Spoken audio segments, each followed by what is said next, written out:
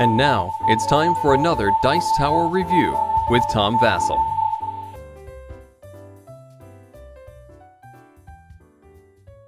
Welcome to the Dice Tower! Hi, I'm Tom Vasel, and one of the games that people seem to love all over the world is pool. I see pool played everywhere, all the time. It's something I'm very, very poor at playing myself, but I don't mind playing a little bit. So today we have a game called Pool Sharks.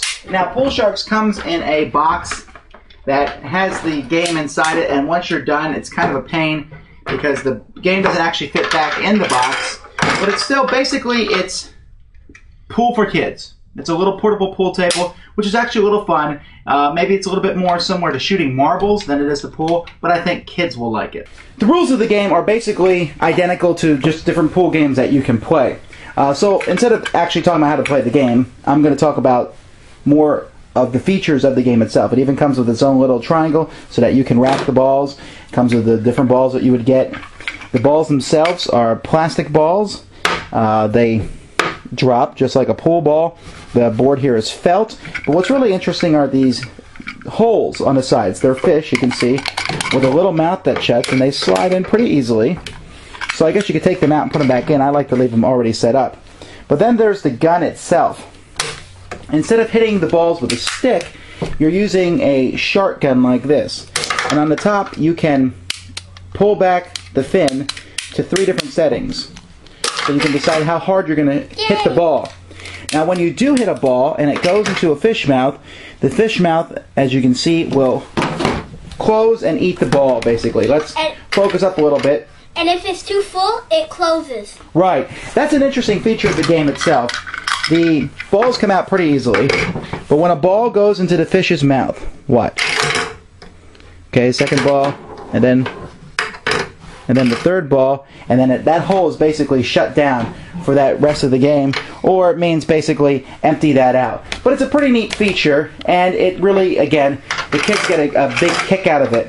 Since it's so easy for the balls to go into the holes of the table, players, little kids especially, will have a lot of fun as they play the game.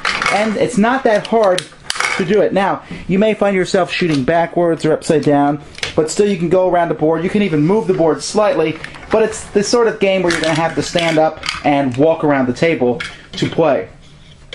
Kids will enjoy the game. I wouldn't say that this game is here to replace pool. No, it's basically just a game in which you can teach kids some of the basic rules of pool, or just have a little bit of fun on the table yourself. Hey, shut the door! So basically, what is this game? I've already told you, it's more of a toy than a game itself. You can play different games on it, but it's a lot of fun. The pieces are good quality. We've had it. I've had kids playing with it, banging it around, and nothing has broken yet. The balls are a pretty neat thing to get. I guess they're easy to bounce off and fall on the floor if you're fooling around and hitting the balls hard enough. But as long as you treat it with a bit of care, this is a game that lasts. I like it quite a bit. It's really, really, really okay. Really okay? So it's an okay game? Do you like playing with the guns and such? Yeah. Alright. Well, there you go. Check it out. If you have the urge to play pool on your table, this is one way to do it. Thanks for joining us today. For more written, audio, and video reviews, as well as the #1 board game podcast, check out the website at www.thedicetower.com. Until then, this is Eric Summerer, and you've been watching The Dice Tower.